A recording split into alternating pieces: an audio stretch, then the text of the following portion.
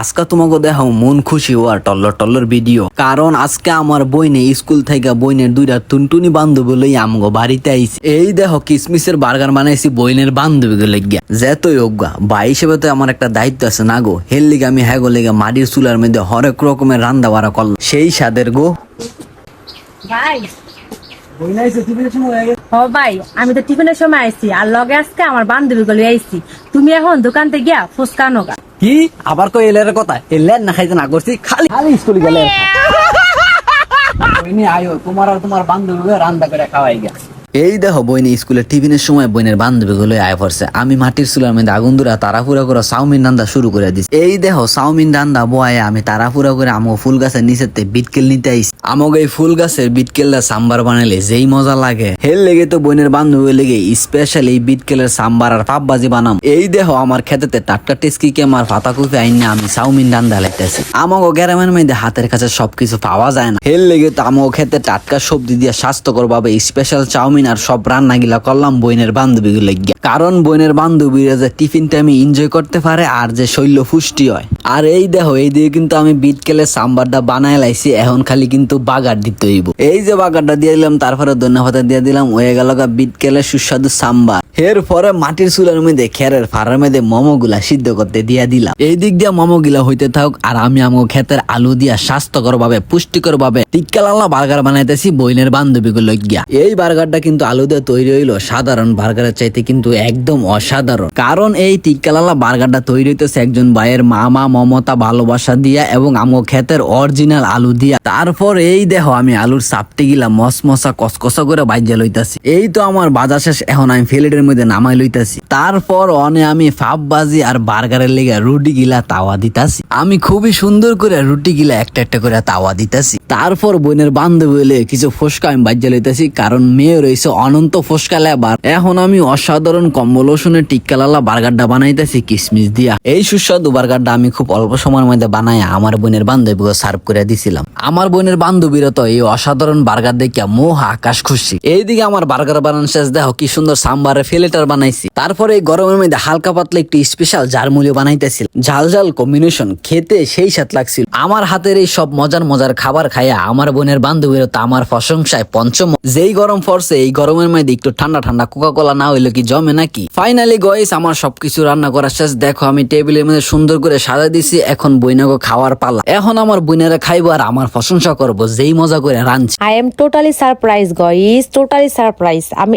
এত পরিমাণে অবাক হয়ে গেছি, আমার ভাইয়া এত কম সময়ের মধ্যে কিভাবে আমার বান্ধবীদের জন্য রান্না করলো, আমি তো ভাবতে অবাক হয়ে যেতেছি। আমি তো ভাইয়াকে চাইছিলাম সাহায্য করতে, সাথে আমার বেস্টিরও, কিন্তু না, ভাইয়া বলতেছে তোমরা বসে কথা বলো, আড্ডা দাও, আমি তোমাদের জন্য মজা মজা খাবার রান্না করতেছি। এরকম ভাই কয়জনের হয় বলো তো গাইসরা। আমার ভাইয়ের হাতে রান্না করা মাটি চুলার চাউমিনটা কিন্তু খুবই মজা হয়েছিল। আর তারপর দেখো আমি ঝাল ঝাল ঝালমুড়ি খাইতেছিলাম। তোমরা কিন্তু আবার ভেবো না যে আমি একাই সবকিছু খাইতেছি, সাথে কিন্তু আমার পাশে বসে আমার বেস্টরা খাইতেছিল, কারণ তারা তো আর ক্যামেরার সামনে আসবে না, তারা হচ্ছে ক্যামেরার বাইরে খাইতেছিল আর আমি ক্যামেরার সামনে। এই দেখো আমরা তিন বান্ধবী মিলে কি মজা করে বার্গারটা খাচ্ছিলাম। তারপর খেয়েছিলাম ঝাল ঝাল ফুচকা তেঁতুলের টক দিয়ে। এরপরে খাইতেছিলাম স্পেশাল সাম্বার আর পাপ ভাজি। আমার বেস্ট ফ্রেন্ডরা তো এই প্রথমবারের মতো পাপ ভাজি আর সাম্বার খেয়ে অবাক হয়ে গেছে। এ গয়সরা গো, আজকে আমি 13 রকমের পদ দিয়ে ভাত খাবো। সবার প্রথমে প্লেটের মধ্যে গরম গরম পোলাও ভাত এবং সাউথ কোরিয়া থেকে আনা ঝাল ঝাল কোরিয়ান রামেন নিয়েছি এবং এর সাথে একটু সাদা মলেঙ্গা পাথরের গুঁড়া দিয়ে দিয়েছি। উফ, গরম বাদ দিয়ে যখন এই কোরিয়ান ঝাল ঝাল রামেনটা মাখাচ্ছিলাম এত সুন্দর গ্রান বের হয়েছিল। আমি তো আরো ঝাল করার জন্য সাথে একটু বুডুলনি মরিচ অ্যাড করে নিলাম। তারপর এখন ঝাল ঝাল করে খাচ্ছি, সাথে একটু সসার মধ্যে কামড় দিতেছিলাম, সেই মজা হয়েছিল।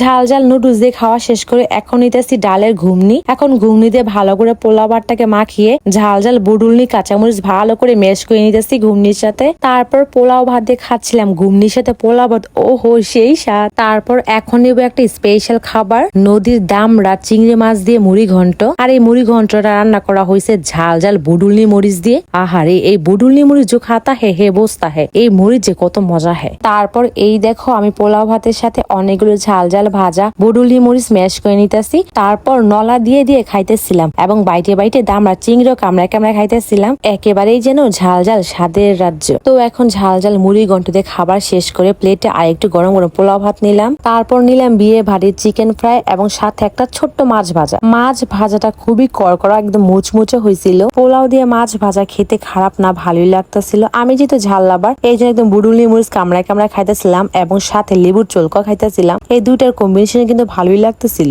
আর এই বিয়ে বাড়ির চিকেন ফ্রাইয়ের কথা কি বলবো, একদম বিয়ে বাড়ি গ্যারানের মতো বাইফ সেতেছিল।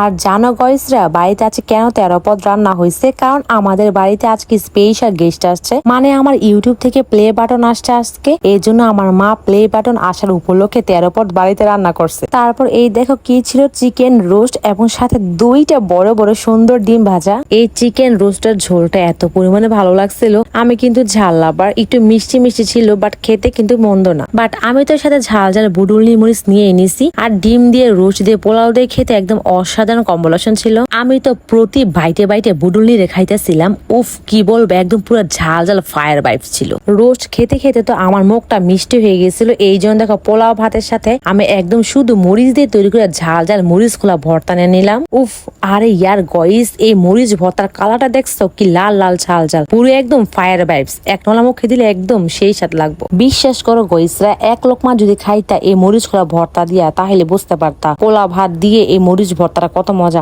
আমি তো একদম লাল লাল লাল লাল ঝাল ঝাল করে একদম কান্দা ধোয়া বার হয়ে গেছে। আমার এত পরিমাণ ঝাল ছিল, কিন্তু সেই স্বাদ লাগছে। ঝাল ঝাল ভর্তা দিয়ে খাওয়ার পর এই দেখো এখন নিচ্ছে জর্দা ভাত এবং সাথে নিলাম 2 টুকরা গরুর মাংস। জর্দা ভাত দিয়ে গরুর মাংস দিয়ে খেতে যে কি ভালো লাগে, হা করো এক লোকমা খাওয়াই দেই, তাহলে বুঝতে পারবা মজা নাকি দিতে। আরে ইয়ার গইস, সত্যি বলছি, জর্দা ভাত দিয়ে গরুর মাংসের কম্বিনেশন জাস্ট মজা। আমি তো আবার বুডুলি দিয়ে খাইতেছিলাম, আর বেশি মজা লাগতেছিল। ওই যে একেবারে হয় না ঝাল ঝাল জর্দা ভাত ভাই। সবার লাস্টে খাইছিলাম সব খাবার হজম করার জন্য কাইল্লা কাইল্লা কোকা কোলা। ধাক ধাক লাগতেছিল, বাট মজাই ছিল। এই যে আমার ইউটিউব প্লে বাটন, যারে কেন্দ্র করে আজকে বাড়িতে 13 পাদ হয়েছে।